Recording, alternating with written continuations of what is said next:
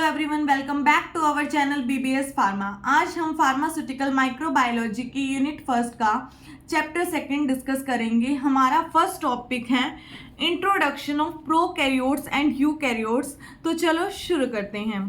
Micro organism divided into two categories, prokaryotes and eukaryotes. जो भी micro organism है, bacteria है, वायरस, एल्गे, फंजाई, हमने जो लास्ट वीडियो में डिस्कस किए वो क्या है, दो कैटेगरी में डिवाइड हैं, या तो वो प्रोकैरियोट्स होंगे या फिर वो यूकैरियोट्स होंगे। फर्स्ट है prokaryotes. The cell of prokaryotes are called prokaryotic cell. इसका मतलब ये है कि जो प्रोकैरियोटिक ऑर्गेनिजम्स हैं वो क्या है, प्रोकैरियोटिक सेल से मिलकर बने हैं। Prokaryotic cells lack nucleus and other membrane bound structure, that is cell organelles. जो प्रोकैरियोटिक सेल है उनके अंदर न्यूक्लियस जो हमने पढ़ा है सेल वाले चैप्टर में, और जो अदर मेम्ब्रेन बाउंड स्ट्रक्चर्स हैं लाइक माइटोकॉन्ड्रिया, लाइसोसोम्स, ऐसे स्ट्रक्चर उसमें नहीं होते हैं प्रोकैरियोट्स ऑर्गेनिजम्स में। Prokaryotes include several kind of micro organism. इसके अंदर बहुत तरह के माइक्रो ऑर्गेनिज्म हैं, जैसे कि बैक्टीरिया। हर तरह के बैक्टीरिया क्या है, प्रोकैरियोट्स में आते हैं। नेक्स्ट है eukaryotes. They are composed of eukaryotic cell. ये क्या है, यूकैरियोटिक सेल से मिलकर बने हैं। यूकैरियोटिक सेल्स है both nucleus and cell organelles. Eukaryotic cells के अंदर सेल ऑर्गेनेलिज और न्यूक्लियस दोनों चीजें होती हैं। अब हमारे सेल होते हैं, ह्यूमन बींग्स में जो सेल हैं उनके अंदर न्यूक्लियस होता है, सभी सेल ऑर्गेनेलिज होती हैं। तो हमारे अंदर किस तरह के सेल पाए जाते हैं, यूकैरियोटिक सेल्स। लेकिन हम यहाँ पे माइक्रो ऑर्गेनिजम्स की बात करें तो हम उन्हीं को देखेंगे। Eukaryotes include other micro organism such as fungi, algae, protozoa. जो फंजाई है, एल्गे हैं, प्रोटोजोआ है, इनमें कौन सी तरह के सेल मिलते हैं, eukaryotic cells. Difference between prokaryotes and eukaryotes, इसको आप डिफरेंस के बेस में भी लिख सकते हैं। अगर क्वेश्चन ये आता है कि प्रोकैरियोट्स और यूकैरियोटिक्स के बारे में हमें बताना है, तो भी आप इसको क्या है, पैराग्राफ की फॉर्म में कन्वर्ट करके या पॉइंट्स की फॉर्म में कन्वर्ट करके लिख सकते हैं। प्रोकैरियोट्स का जो साइज के बेस पे क्या है, ये छोटे होते हैं प्रोकैरियोट्स, और यूकैरियोट्स क्या है, बड़े होते हैं साइज में। Typically 1 to 5 micrometer smaller in size, normally greater than 10 micrometer. ये 10 माइक्रोमीटर से भी बड़े होते हैं, और लार्जर इन साइज यानी कि बड़े हैं ये साइज में। न्यूक्लियर रीजन, जो भी प्रोकैरियोट्स माइक्रो ऑर्गेनिज्म है इनके अंदर क्या है, न्यूक्लियस ही नहीं होता। न्यूक्लियस नहीं होगा तो न्यूक्लियर रीजन भी इनके अंदर अलग से प्रेजेंट नहीं होता। यूकैरियोट्स के केस में न्यूक्लियर रीजन प्रेजेंट है, क्योंकि यहाँ पे क्या है, न्यूक्लियस भी होता है। न्यूक्लियर डिवीजन, अगर न्यूक्लियस ही नहीं है तो माइटोसिस मियोसिस होंगी ही नहीं। ठीक है, जो न्यूक्लियस डिवीजन शो करता है वो तो प्रोकैरियोट्स में नहीं होंगी ना, अगर न्यूक्लियस नहीं है तो। Exhibit mitosis and meiosis. जो यूकैरियोट्स सेल हैं उनके अंदर क्या है, माइटोसिस और मियोसिस दोनों तरह की डिवीजन हो सकती है। टाइप प्रोकैरियोट्स क्या है, यूनिसेल्युलर होते हैं, मतलब कि जितने भी हम बैक्टीरिया वगैरह देखेंगे वो क्या है, एक ही सेल से मिलके बना होता है। लेकिन यूकैरियोट्स क्या है, मल्टी सेल्युलर होते हैं, बहुत सारे सेल से मिलके बने हैं। नेक्स्ट, इनके अंदर रिप्रोडक्शन किस तरह की होती है, प्रोकैरियोट्स में एसेक्सुअल रिप्रोडक्शन है, और यूकैरियोट्स क्या है, एसेक्सुअल और सेक्सुअल दोनों तरह की रिप्रोडक्शन इनके अंदर हो सकती है। कुछ क्या है, एसेक्सुअल रिप्रोडक्शन शो करते हैं, और कुछ क्या है, यूकैरियोट्स में सेक्सुअल रिप्रोडक्शन करते हैं। सेल ऑर्गेनेलिज, प्रोकैरियोट्स में क्या है, सेल ऑर्गेनेलिज नहीं होती हैं, यूकैरियोट्स में प्रेजेंट होती, इनके अंदर होती हैं। राइबोसोम 70S राइबोसोम होता है प्रोकैरियोट्स में, और यूकैरियोट्स में क्या है, 80S राइबोसोम्स होते हैं। अगर आपको राइबोसोम्स के ऊपर वीडियो चाहिए तो इसके लिए हम अलग से एक डिटेल वीडियो बना देंगे। नेक्स्ट है मॉर्फोलॉजिकल क्लासिफिकेशन ऑफ बैक्टीरिया। हमें क्या है, बैक्टीरिया को क्लासीफाई करना है उसकी मॉर्फोलॉजी के बेस पे, उसके स्ट्रक्चर, उसकी शेप के बेस पे हमें उसको क्लासीफाई करना है। On the basis of morphology bacteria can be classified into 3 categories. जो बैक्टीरिया है उसको हम 3 कैटेगरी में क्लासीफाई कर सकते हैं, डिवाइड कर सकते हैं। Bacteria show great variation in their size. जो बैक्टीरिया होते हैं वो क्या, अलग अलग तरह की शेप दिखाते हैं, मतलब अलग अलग तरह की शेप होती है बैक्टीरिया, तो उसी के बेस पे, उनकी शेप के बेस पे हमने क्या है, उनको क्लासिफिकेशन की है उनकी। ये 3 shape, spherical shape, rod shaped और स्पाइरल शेप्ड। स्फेरिकल क्या है, नियरली सर्कुलर सी शेप होती है। Spherical shape, these are cocci, इनको हम कोकाई भी बोलते हैं। कोकाई वर्ड क्या है, ग्रेटर देन 1, जो 2 से ज्यादा है उनके लिए कोकाई यूज होगा, और सिंगल के लिए कोकस वर्ड यूज होता है। कोकाई का मतलब होता है ग्रेन या फिर कोई seed. On the basis of arrangement of individual organisms they may be, हम और इनकी अरेंजमेंट के बेस पे ऑर्गेनिज्म कैसे क्लासीफाई कर सकते हैं, माइक्रो कोकाई, जिनके अंदर क्या सिर्फ एक ही कोकस है, मतलब कि इस तरह का कुछ स्ट्रक्चर है उसका, उनको बोलते हैं हम माइक्रो कोकाई या माइक्रो कोकस बोल सकते हैं इनको हम। नेक्स्ट है डिप्लो कोकाई, जिसमें क्या है, जो कोकाई है वो क्या है, पेयर्स में प्रेजेंट है, यानी कि 2 कोकाई प्रेजेंट होती हैं। स्टेप्टो कोकाई अकर्स इन चेन, ये क्या है, पूरी चेन, एक के साथ एक मिलके, एक के साथ एक मिलके पूरी स्ट्रेट चेन बना देते हैं। उसके बाद है staphylo cocci, it occur in bunches, ये क्या गुच्छे की तरह होंगी, जैसे ये एक तरह से ये गुच्छा बना हुआ ना, इस तरह से क्या है पूरा एक गुच्छा बन जाता है, एक एक जो कोकाई है वो मिलके पूरा एक गुच्छा बना लेते हैं, उसको बोलते हैं स्टेपफाइलो कोकाई। टेट्राड में क्या है, टेट्राड से ही डिराइव हो रहा है कि ये 4 का ग्रुप है, तो वो कुछ इस तरह का स्ट्रक्चर होता है, 4 मिलके एक स्ट्रक्चर बनाते हैं। नेक्स्ट है सर्किनिया या फिर ओक्टाड हम बोल सकते हैं, ये क्या है, 8 कोकाई का ग्रुप होता है, मतलब कि 4 पहले हमने 4 इस तरह, और इन्हीं के ऊपर क्या है, यहाँ पे 4 और आगे, तो कुछ इस तरह का इसका ओक्टाड का स्ट्रक्चर होता है। तो कुछ है इसके बेस पे क्या है, बैक्टीरिया को हमने क्लासिफाई कर रखा है स्फेरिकल शेप। नेक्स्ट है rod shape, this are bacillus bacteria, जो जैसे कि वो क्या है, कोकाई थी, ये क्या है, बेसिली बैक्टीरिया है। इनकी जो शेप होती है वो कुछ सिलेंडिकर होती है या फिर एक स्टिक की तरह, एक स्टिक जैसी इनकी शेप होती है। On the basis of arrangement of an individual, arrangement के बेस पे ये कितने तरह की हैं, 4 तरह की हैं। माइक्रोबैसिली, माइक्रोबैसिली में क्या है, एक ही बैसिलस बैक्टीरिया होता है, जैसे कि ये है, यहाँ पे क्या सिंगल बैसिलस है। डिप्लोबैसिली में क्या होगा, 2 बैसिली बैक्टीरिया क्या है, ऐसे इस तरह की शेप आएगी। स्टेप्टोबैसिली में क्या होगा, एक पूरी चेन बनाएंगे, जैसे कि हमने क्या है उसमें पढ़ा था स्टेप्टोकोकाई में, वो क्या पूरी चेन बना रहे थे, वैसे ही क्या एक के साथ एक अटैच होकर एक पूरी लंबी चेन बना लेते हैं। कोकोबैसिली में क्या है, ये ना तो कोकाई होता, ना तो ये सर्कुलर होता, और ना फिर ये एक स्टिक या फिर सिलेंड्रिकल शेप में होगा, ये दोनों का इंटरमीडिएट होता है, ये कुछ इस तरह का स्ट्रक्चर होता है, दोनों का इंटरमिक्स करके बना हुआ है, ठीक है।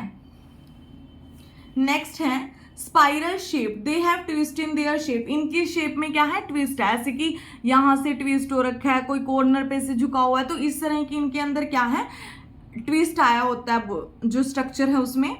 दे are further classified as follow, ये इनको फर्दर क्लासिफाई किया गया है विब्रियो में। विब्रियो क्या है, कुछ कोमा शेप्ड का एक बेसिलस होता है, जैसे कि कोमा होता है ना, वैसा कुछ स्ट्रक्चर होता है, उसकी वैसी शेप है। सिप्रिलियम में क्या है, कोयल शेप्ड होती है, कोयल जैसी शेप होगी, ठीक है, 1 से 5 तक इतने ही टर्न होते हैं, 2 3 4 इतने कुछ टर्न होंगे इसकी शेप में।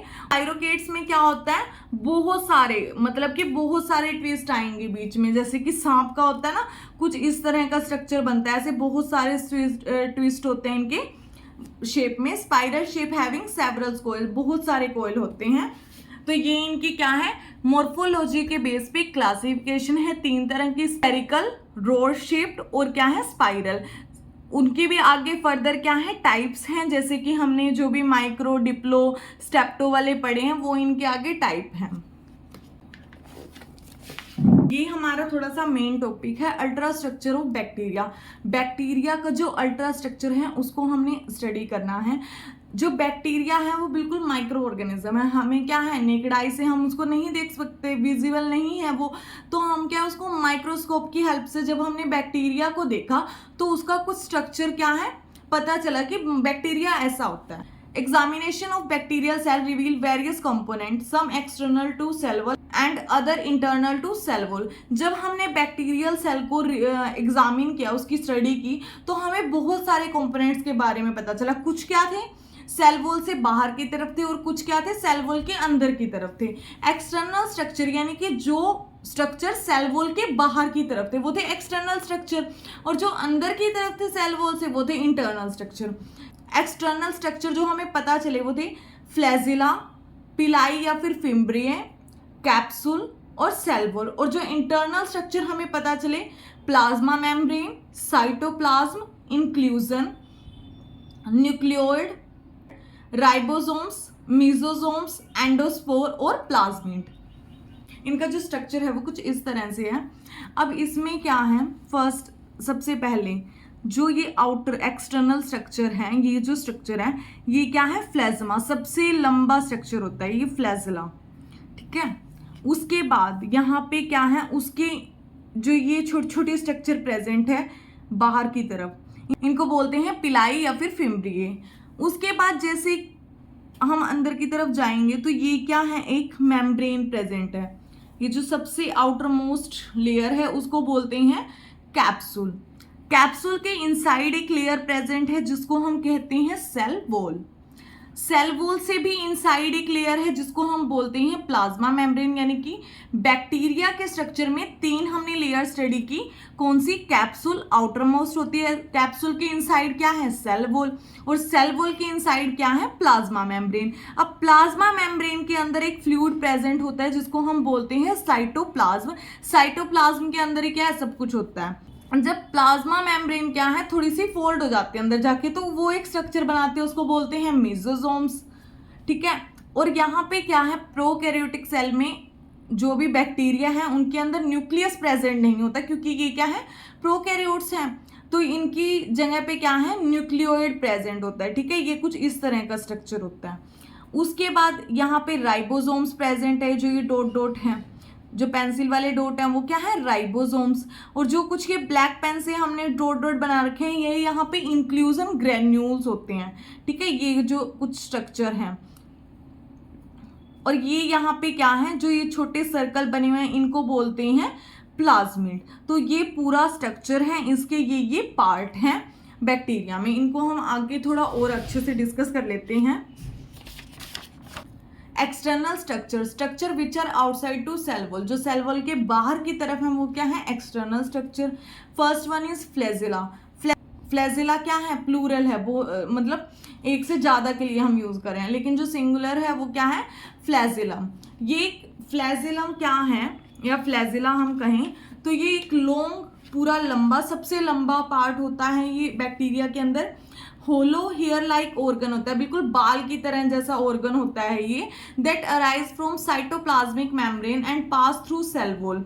It is further divided into 3 part. ये क्या है, सबसे पहले इस स्ट्रक्चर में देखो, ये जो फ्लैजिला होता है ना, ये यहाँ से अराइज होता है, यहाँ से प्लाज्मा मेम्ब्रेन से निकल के सेल वॉल को पास करके क्या है, ये बाहर की तरफ निकलता है। और सबसे लंबा इन में जो भी है, इसमें सबसे लॉन्ग पार्ट है और बिल्कुल बाल जैसा एक स्ट्रक्चर होता है ये फ्लैजिला। इसके क्या है, 3 पार्ट होते हैं। It is further divided into 3 parts. इनको हमने 3 पार्ट में डिवाइड किया है, वेसल, बॉडी, हुक और फिलामेंट, ठीक है। जो सबसे इनसाइड वाला पार्ट होता है ना वो क्या है, बेसल बॉडी। उसके बाद जो मिडल में आता है उसको बोलते हैं हुक, और जो बिल्कुल लास्ट में है ना ये फिलामेंट जैसा, उसको हम बोलते हैं filament. On the basis of flagella bacteria can be grouped as, हम फ्लैजिला के बेस पे क्या है, बैक्टीरिया को क्लासीफाई कर सकते हैं। मान लो एक फ्लैजिला प्रेजेंट है तो वो कौन सा बैक्टीरिया है, 2 है तो वो कौन सा बैक्टीरिया है। मोनोट्राइकोस, इसमें क्या है, सिर्फ एक ही फ्लैजिला प्रेजेंट होगा, ठीक है। जो हमने स्ट्रक्चर बनाया उसमें जैसे कि यहाँ पे बैक्टीरिया का जो हमने स्ट्रक्चर, उसके साथ एक ही फ्लैजिला अगर अटैच है तो वो क्या होता है, मोनोट्राइकोस। एम्फीट्राइकोस में क्या होगा, जो बैक्टीरिया का स्ट्रक्चर है मान लो उसके एक तरफ इस साइड भी फ्लैजिला होगा और इस साइड भी फ्लैजिला होगा, तो वो क्या है, दोनों साइड हो गया, तो उसको बोलते हैं हम एम्फीट्राइकोस। उसके बाद लोफोट्राइकोस क्या होता है, जब एक पूरा गुच्छा, मतलब कि फ्लैजिला बहुत सारे अटैच होते हैं एक ही साइड में, मतलब एक पूरा ग्रुप फ्लैजिला का अटैच है, मे बी 4, 5, 6, 7 कितने भी हो सकते हैं वो, और वो एक ही साइड अटैच होंगे। उसके बाद है पेरिट्राइकोस, इसमें क्या है, बिल्कुल बैक्टीरिया का पूरा स्ट्रक्चर है, उस पे जैसे यहाँ पे तो कैपिलाई या फेम्ब्रे है, इसके साथ साथ क्या पूरे लंबे लंबे यहाँ पे स्ट्रक्चर अटैच होंगे पूरी बॉडी पे, बैक्टीरिया के पे पूरी सर्कुलर में ही पूरे के पूरे अटैच होते हैं, तो वो क्या है, पेरिट्राइकोस। इसका फंक्शन क्या है, it helps in mortality of bacteria. जब बैक्टीरिया मूव करता है उसकी मोबाइलिटी के लिए, उसकी मूवमेंट के लिए क्या है, फ्लैजिला रिस्पॉन्सिबल होता है। सेकेंड इज पिलाई या फिर फिम्ब्रे, ये दोनों वैसे तो सेम भी हैं या फिर हम ये कहें अलग अलग भी हैं। इसमें क्या है बैक्टीरिया में, ये जो छोटे वाले होते हैं ये क्या है, पिलाई होते हैं, और ये जो बड़े वाले होते हैं ना थोड़े से लॉन्ग स्ट्रक्चर होते हैं, ये होते हैं फिम्ब्रिगे। ठीक है, तो ये वैसे तो हम एक में ही स्टडी करते हैं इनको, लेकिन ये दोनों थोड़ी सी इनमें डिफ्रेंशिएट होता है। जो फिम्ब्रे होते हैं वो थोड़े बड़े होते हैं और पिलाई जो होते हैं वो छोटे होते हैं। Pili are hollow short and hair like structure. Flagella क्या है, लंबे थे, लेकिन पिलाई या फिर फिम्ब्रे क्या है, छोटे स्ट्रक्चर होते हैं बाल जैसे। These are thinner, short and more numerous than flagella. Flagella से क्या है, ज्यादा नंबर में प्रेजेंट होते हैं ये, और उनसे पतले भी होते हैं और छोटे भी होते हैं। It help to attach the bacteria to other surface. ये क्या करेंगे, जब बैक्टीरिया किसी का हमारे हाथ पे मान लो बैक्टीरिया को अटैच करना है, तो वो इन पिलाई या फिर फिम्ब्रे की हेल्प से क्या है, हमारे हाथ पे अटैच हो रहा है। यानी किसी बॉडी सरफेस पे जब इनको अटैच होना है बैक्टीरिया को, तो ये पिलाई या फिर फिम्ब्रे है, इनकी हेल्प से अटैच होती हैं। Capsule also known as slime layer, इसको स्लाइम लेयर भी कहा जाता है। It is the outer most covering of bacteria. जो बिल्कुल सबसे बाहर की जो कवरिंग होगी ना, ये वाली सबसे आउटर में है। ठीक है, जो पिलाई या फिम्ब्रे जिससे ओरिजिनेट हो रहे हैं उसको हम बोलते हैं capsule. Most of the capsule are composed of polysaccharide but few are composed of polypeptide. ज्यादातर कैप्सूल वाली जो लेयर है वो किससे बनती है, पॉलीसेकेराइड से, लेकिन कुछ केसेस में क्या है वो पॉलीपेप्टाइड से भी बनी होती है। इसके फंक्शन क्या क्या है, it provide protection against temporary drawing bye binding water molecules. ये क्या है, वाटर मॉलिक्यूल्स के साथ जाके अटैच हो जाते हैं, जिससे क्या है जो ड्राइनेस आती है बैक्टीरिया के अंदर उससे वो बैक्टीरिया को प्रोटेक्ट कर लेती है। इट में protect the bacteria from anti bacterial agent. अब हमें क्या है, कभी हमें बैक्टीरियल इन्फेक्शन हो गया या कोई भी बैक्टीरिया ने हमें कोई डिजीज कर दी, तो हम क्या है एंटी बैक्टीरियल दवाइयाँ खाएंगे। तो वो जो एंटी बैक्टीरियल हमने दवाइयाँ खाई तो वो क्या करेंगी, उसको बैक्टीरिया को किल करेंगी। तो कैप्सूल क्या है, उस एंटी बैक्टीरियल दवाई से, उस एजेंट से अपने बैक्टीरिया को बचाने की कोशिश करेगा। तो ये क्या है, प्रोटेक्ट करती है, एंटी बैक्टीरियल एजेंट भी हम यूज कर रहे हैं बैक्टीरिया को किल करने के लिए। ये जितनी ज्यादा स्ट्रॉन्ग होगी, जितनी ज्यादा उसको बचाने की कैपेबिलिटी होगी, तो हमें उतनी ही ज्यादा एफर्ट्स लगते हैं, उतना ही हमें दवाइयाँ ज्यादा खानी पड़ती हैं। नेक्स्ट है cell wall. It is rigid structure surrounding the plasma membrane and inside the capsule. अब ये क्या है, कैप्सूल तो आउटर मोस्ट लेयर थी, इनसाइड द कैप्सूल, कैप्सूल के अंदर की साइड क्या है, सेल वॉल प्रेजेंट होती है, और ये क्या है, प्लाज्मा मेम्ब्रेन को चारों तरफ से घेर के रखती है, और ये एक रिजिड स्ट्रक्चर है। ठीक है, ये स्ट्रेंथ प्रोवाइड करती है बैक्टीरिया को। It provide strength and shape to the cell. जो बैक्टीरिया की जैसी शेप होगी, जैसी उसकी जो स्ट्रेंथ मिलती है वो कहाँ से मिलती है, सेल वॉल की हेल्प से। दो तरह की बैक्टीरिया होते हैं, ग्राम पॉजिटिव और ग्राम नेगेटिव। तो जो ग्राम पॉजिटिव बैक्टीरिया हैं उनके अंदर किस तरह की सेल वॉल होती है, थिक एंड होमोजीनियस। मोटी सेल वॉल होती है और होमोजीनियस होती है। लेकिन ग्राम नेगेटिव बैक्टीरिया में क्या है, सेल वॉल पतली होती है, थीन सेल वॉल है। ग्राम पॉजिटिव और ग्राम नेगेटिव के बारे में हम आगे डिस्कस करेंगे डिटेल में। ये तो हमने जो चार स्ट्रक्चर पढ़े हैं वो क्या है, एक्सटर्नल स्ट्रक्चर थे जो सेल वॉल के बाहर की तरफ प्रेजेंट थे। अब internal structure, plasma membrane. Just cell wall के नीचे एक मेम्ब्रेन प्रेजेंट होती है। ये जो सबसे इनसाइड वाली ये वाली जो मेम्ब्रेन है वो क्या है, प्लाज्मा मेम्ब्रेन। ठीक है, ये वाली पूरी जो प्लाज्मा मेम्ब्रेन है इनर मोस्ट लेयर होगी। ये जो प्लाज्मा मेम्ब्रेन है ये क्या है, इनर मोस्ट लेयर होती है। प्लाज्मा मेम्ब्रेन को हम साइटोप्लाज्मिक मेम्ब्रेन भी बोलते हैं। Immediately beneath the cell wall is plasma membrane. Just cell wall के नीचे क्या है, प्लाज्मा मेम्ब्रेन होती है। जो प्लाज्मा मेम्ब्रेन होती है it is composed of phospholipids and proteins. ये फॉस्फोलिपिड और प्रोटीन से मिलके बनी है। जो फॉस्फोलिपिड है वो 20 से 30% होते हैं और प्रोटीन्स क्या है 60 to 70% होते हैं। यानी कि प्रोटीन्स की ज्यादा अमाउंट लगती है प्लाज्मा मेम्ब्रेन को बनाने में। It regulate the flow of material in and out of the cell. जो भी यहाँ पे क्या है, जो भी बैक्टीरिया के अंदर मटेरियल आएगा वो क्या है, प्लाज्मा मेम्ब्रेन उसको कंट्रोल करती है। प्लाज्मा मेम्ब्रेन के थ्रू ही उसका फ्लो होता है। ये सिलेक्टिव होती है बहुत ज्यादा कि किस चीज को आने देना है, किस चीज को नहीं आने देना है। ये सिलेक्टिव मेम्ब्रेन होती है। It contains various enzyme involve in metabolism, synthesis of cell wall and DNA replication. इसके पास क्या है, बहुत सारे ऐसे एंजाइम्स होते हैं जो मेटाबॉलिज्म में हेल्प करते हैं, सेल वॉल को सिंथेसाइज करने में हेल्प करते हैं, और जब डीएनए रेप्लिकेट होता है उसके लिए भी हेल्प करते हैं वो एंजाइम। नेक्स्ट है साइटोप्लाज्म। साइटोप्लाज्म क्या है, प्लाज्मा मेम्ब्रेन के अंदर एक फ्लूइड प्रेजेंट है। यहाँ पे क्या है, पूरे में एक फ्लूइड प्रेजेंट होता है, वो क्या है, साइटोप्लाज्म। अब अंदर के जितने भी स्ट्रक्चर हैं वो सब साइटोप्लाज्म के अंदर है। It is homogeneous, colourless and semi transparent fluid. Colourless होता है ये, बिल्कुल इसका कोई ऐसे वो नहीं होता, ट्रांसपेरेंट सा, कुछ कुछ ट्रांसपेरेंट होता है, पूरा ट्रांसपेरेंट भी नहीं होता है, ऐसा कुछ ये फ्लूइड है। It contain water. वाटर इसके अंदर क्या है, ज्यादा अमाउंट में होता है 80%, और बाकी के जितने मटेरियल हैं वो सब क्या है 20 to 20% होते हैं जो भी सब्सटेंस हैं। And remaining other solutes and substance, जो बाकी का बचा हुआ पोर्शन है 80% के अलावा 20% वो क्या है, उसके अंदर सोल्यूट या फिर अदर सब्सटेंस हैं। It helps in growth of cell. Cell की ग्रोथ में ये हेल्प करता है। थर्ड है inclusion. Inclusion granules are usually reserve material for short time. ये जो हमने बिल्कुल छोटे छोटे स्ट्रक्चर पढ़े यहाँ पे, ये ब्लैक कलर के जो डॉट हैं ये क्या है, इंक्लूजन ग्रेन्यूल्स है। ये क्या करते हैं, शॉर्ट टाइम पीरियड के लिए मटेरियल को स्टोर कर लेते हैं, ठीक है, अपने अंदर, मतलब ज़्यादा टाइम नहीं, जो सिर्फ टेम्परेरीली ये क्या करेंगे, मटेरियल को स्टोर कर लेते हैं। एग्जाम्पल, कार्बन एंड एनर्जी में बी स्टोर्ड एज ग्लाइकोजन। जो कार्बन है या फिर एनर्जी है उसको क्या है, इंक्लूजन ग्रैन्यूल्स क्या करेंगे, ग्लाइकोजन के फॉर्म में स्टोर करके रख लेते हैं। फोर्थ है न्यूक्लियोइड।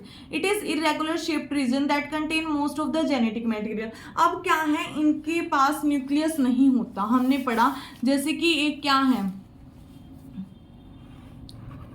यूकैरियोटिक सेल होगा, उसके अंदर एक वेल डिफाइंड न्यूक्लियस होगा और वहां पे क्या है, बाहर एक मेम्ब्रेन भी होती है, न्यूक्लियर मेम्ब्रेन बोलते हैं हम जिसको, और ये क्या है, न्यूक्लियस। लेकिन प्रोकैरियोट्स में क्या है, न्यूक्लियस नहीं होता, ठीक है, यहाँ पे उसकी जगह क्या प्रेजेंट है, न्यूक्लियोइड। ये बस एक ऐसा ही स्ट्रक्चर होता है, मतलब कुछ खास नहीं है, और इसमें क्या है, ज्यादातर जेनेटिक मटेरियल यहीं पे होता है प्रोकैरियोटिक सेल में, ठीक है।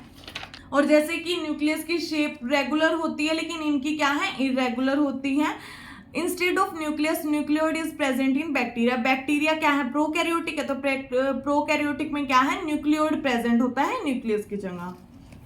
नेक्स्ट है ribosomes. 70S type of ribosomes present in bacteria. Bacteria हैं उनके अंदर 70S टाइप के राइबोसोम्स प्रेजेंट होते हैं, जो it mainly composed of proteins and RNA. जो क्या है, आरएनए या फिर प्रोटीन से कंपोज्ड होते हैं, बने होते हैं। It synthesize enzyme. ये क्या है, एंजाइम बनाने के काम में आते हैं। जो एंजाइम क्या है, मेटाबॉलिज्म के लिए चाहिए हमें, डीएनए रेप्लिकेशन के लिए, सेल वॉल बनाने के लिए, जितने भी एंजाइम हमें बैक्टीरिया के अंदर चाहिए होते हैं वो सब क्या है, राइबोसोम बनाता है।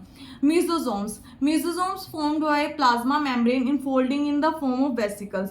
जो हमने एक स्ट्रक्चर देखी, ये क्या है, ये बाकी सारे तो राइबोसोम्स हैं, तो हमने क्या यहाँ पे एक स्ट्रक्चर देखा कि जब प्लाज्मा मेम्ब्रेन है ये अंदर की तरफ फोल्ड हो जाते हैं, फोल्ड होके क्या है, ये एक स्ट्रक्चर बना लेते हैं जिसको हम क्या बोलते हैं, मीसोसोम्स। यानी कि प्लाज्मा मेम्ब्रेन से ही बना हुआ एक स्ट्रक्चर है।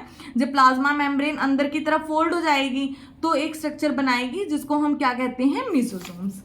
दे are involve in DNA replication. ये क्या है, डीएनए रेप्लिकेशन में इन्वॉल्व होते हैं। एंडोस्पोर्स, ये कोई वैसे इसका इंटरनल स्ट्रक्चर नहीं है बैक्टीरिया का।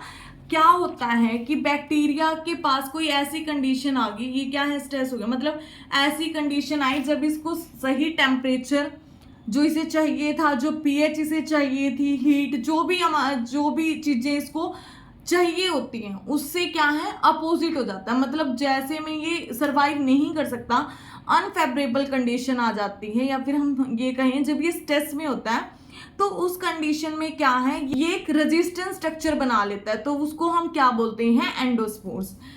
Certain bacterial species during their unfavorable condition produce high resistance structure called endospores. तो कुछ बैक्टीरिया की स्पीसीज ऐसी है जब अनफेवरेबल कंडीशन आ जाती हैं तो वो क्या है, एक हाई रेजिस्टेंस स्ट्रक्चर बना लेते हैं जिसको हम एंडोस्पोर्स बोलते हैं। लास्ट इंटरनल स्ट्रक्चर है plasmid. Plasmid are small circle of DNA. जैसे हमने यहाँ पे देखा, ये क्या है, कुछ सर्कल प्रेजेंट है ना यहाँ पे, ठीक है, तो ये क्या है, डीएनए के ही छोटे छोटे सर्कल बने होते हैं जिनको हम क्या बोलते हैं, plasmid. This are used to exchange DNA between bacterial cells. Bacteria के सेल्स के अंदर क्या है, जब डीएनए एक्सचेंज होता है उसमें हेल्प करते हैं। आज का टॉपिक हमारा यहीं खत्म होता है। आई होप आप सबको अच्छे से समझ में आया हो। ऐसे ही और वीडियो के लिए हमारे चैनल को सब्सक्राइब करें। Thank you everyone.